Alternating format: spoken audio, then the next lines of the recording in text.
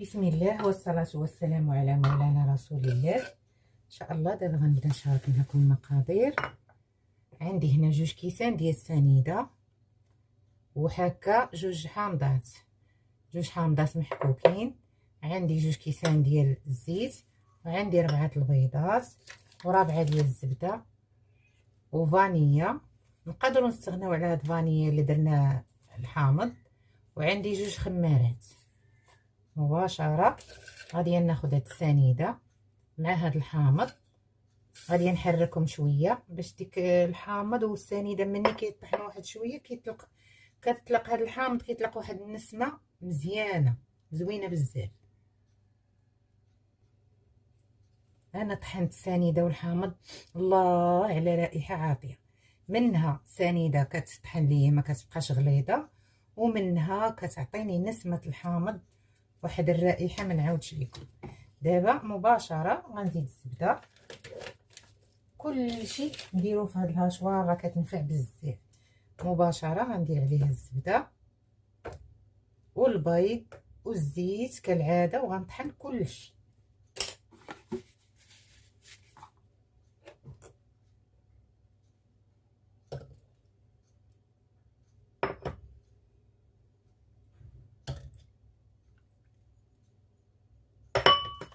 غندير هاد الفاني حتى هي تطحن، وقبيصه ديال الملحه،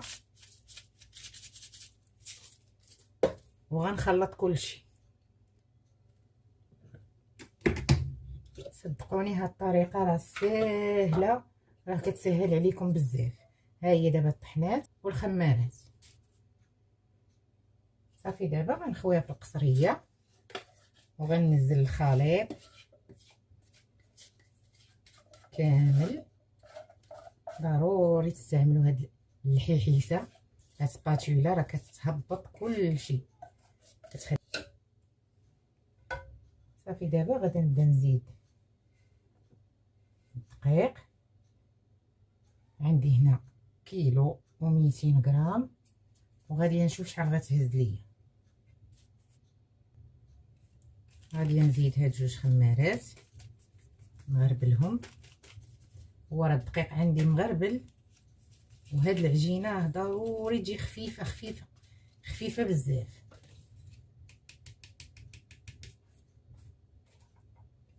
صافي وغنبدا كنخلط. شوفوا كيفاش باقا كتلصق، هي باقا كتلصق ليا في يدي.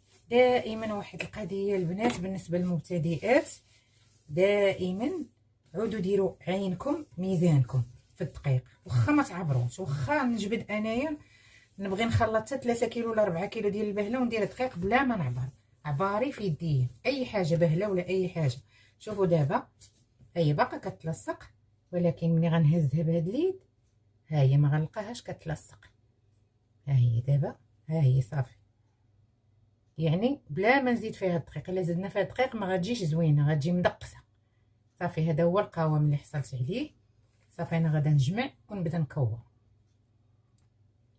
هانتوما ها هي ما ملصقه ما والو، هاد الدقيق اللي تبقى ليا. ورغم ذلك كنقول لكم ما تديوش على العبار، يكون عباركم في يديكم. راه واخا يكون بعض المرات انايا شاط ليا هذه، يقدر وحده اخرى ما غيشيطش ليها على نوعيه الزبده ونوعيه البيض وحجم البيض ونوعيه الدقيق. صافي دابا ان شاء الله غنبدا نكور.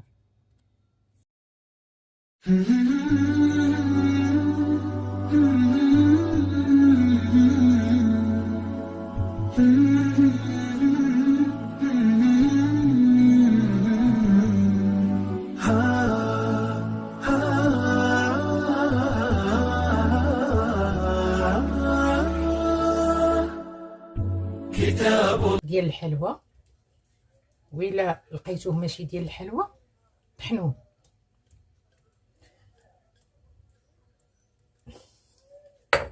غادي نزيد عليه كاس ديال ماء الزهر، تقريبا جهه 2 معالق ديال السنيده، وغنخليه حتى تطلع فيه الغليه. غنحركو مزيان، غنخليه حتى تطلع فيه الغليه. صافي ونطفي عليه. كما كتشوفوا انا غليت كونفيتور وما الزهر، هذوك المعالق ديال السنيده. غادي نخوي هذا الخليط كامل هنا سخون، غادي نزيد فيه الحامض مباشره. غنزيد فيه قشور ديال الحامضه باش يعطيوني النسمه مزيان.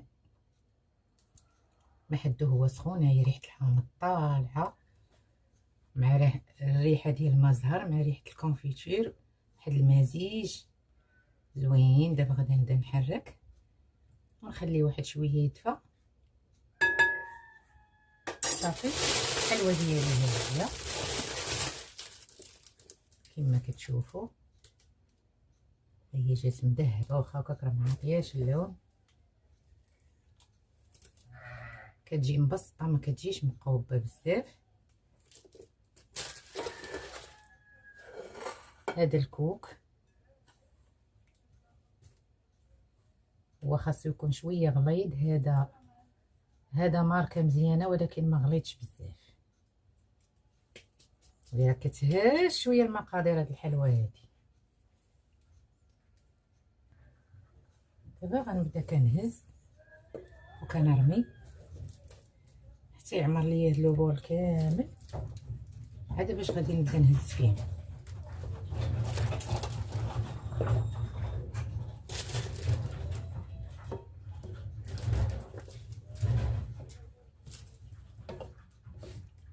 نحاول ندخلها باش تشرب هاد الكونفيتور، يدخل معاها مزيان وتجي رطبه.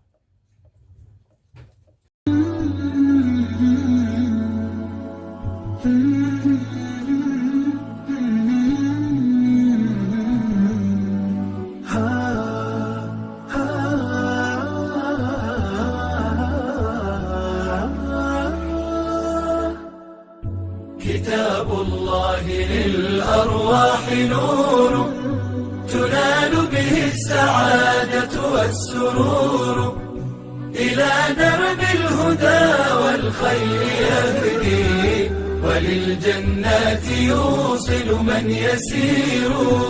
كتاب الله للأرواح نور.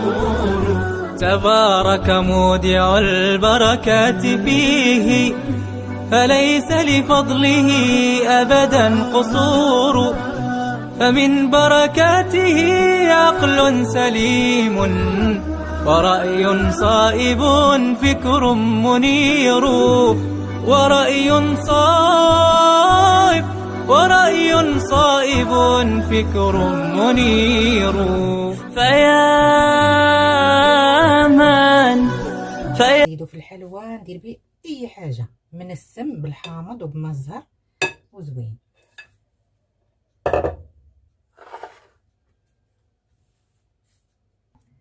ها هو الكوك اللي تبقى ليا، راه زدت واحد نص رابعه تقريبا، حيت ضروري يكون عندك كثير باش تبقاي ديري ليه بحال هكا باش تمشي وتجي الحلوى ما تجيش مجخمره، تجي عامره بالكوك بحال هكا. ملي كتحطيها كتبقاي ديري ليها بحال هكا وتعاودي ديري ليها هكا. صافي واخا ساهله، راه بعض المرات كتمشي عند الناس كتلقى عندهم واحد الحلوى ديال الكوك كلها مشى هكا ومجخمره. دابا هاد الكوك اللي بقى شايط بحال هكا ملي نبدا نستف غادي نعاود ثاني نردو فوق الحلوى باش دائما يبقى معمر ليا الحلوى. كنتمنى يعجبكم، تشجعوني بلي لايك. السلام عليكم ورحمه الله.